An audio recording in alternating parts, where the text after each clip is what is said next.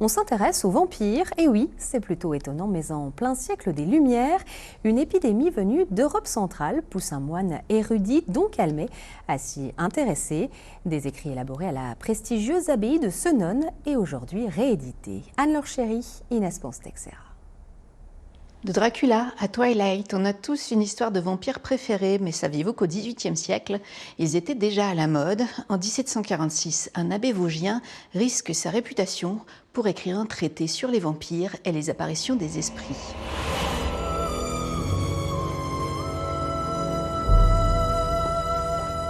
Dans les coulisses de la bibliothèque d'Épinal, les ouvrages personnels de Don Augustin Calmet, annotés de sa main, et ses écrits, un trésor intellectuel pour l'époque.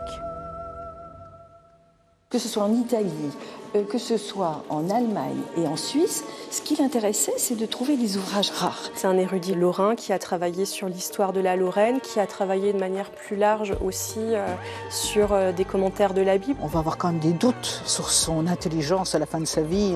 Quelle idée a-t-il de s'interroger sur des histoires de vampires ?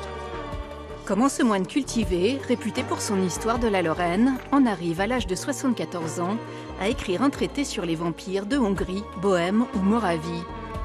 Pour le comprendre, il faut partir à l'abbaye de Senones. À l'époque, Senones est une principauté indépendante. Les bénédictins font une course au savoir avec les princes de Salm.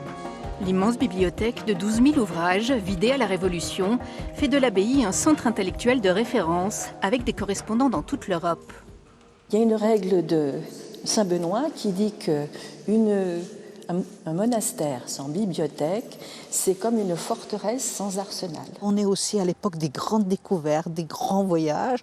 Il y a aussi un tas d'estampes. Et avec les voisins de Moyenmoutier, ils vont même faire les premières fouilles archéologiques au Donon. Donc on touche vraiment toutes sortes, un grand panel de sciences. Les vampires de 1746 n'ont pas l'image romantique du 19e. Ces mauvais morts cristallisent la peur d'être enterrés vivants à cause d'un faux diagnostic, celle de l'excommunication et des étrangers. Tout l'intéressait cet homme. Et il faut se dire qu'à cette époque-là, il y avait une vague qui venait de l'Europe de l'Est, de Moravie, Silésie, Serbie, de Roumanie, Pologne et même de Grèce. Et là, c'était le début du vampirisme. On est quand même après le Concile de Trente, où les réformes qui sont passées dans les autres religions ont fait que tout le monde se remet en question.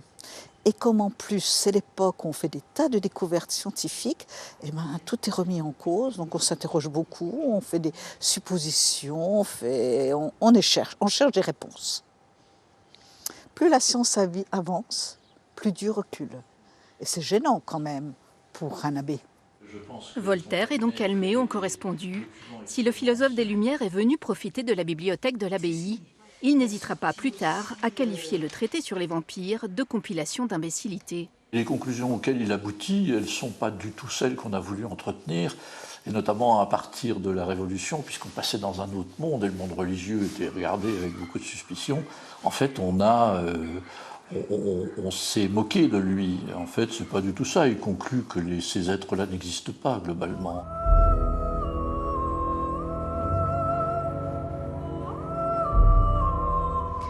Et si Don Calmet vous intéresse, son traité sur les vampires vient d'être réédité aux éditions du Cerf. Il est préfacé et commenté par Philippe Charlier, médecin légiste, archéologue et anthropologue, qui donne des clés scientifiques pour comprendre ces phénomènes.